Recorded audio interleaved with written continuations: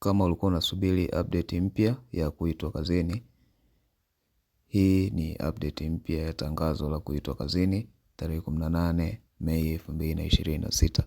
Tangazo hili linaonyesha waombaji wote wa nafasi za kazi kuanzia tarehe 25 mwezi wa 4 2025 na tarehe 14 mwezi wa 2 2026.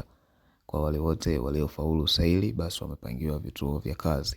Lakini pia katika orodha majina hayo, baadhi ni wale ambao walifanya usaili na kuhifadhiwa katika mfumo huu wa kanzi data. Kwa hiyo utaona majina, kuna jedwali hapa chini inaonyesha listi ya majina yote kwa wale wote ambao wamepangiwa vituo vya kazi. Na miongoni wao ni wale waliopangiwa Tanga jiji, Handeni, Bumbuli pamoja na Ubungo. Kwa hiyo download PDF hii yote na uangalie kwa utaratibu, utaikuta katika comment.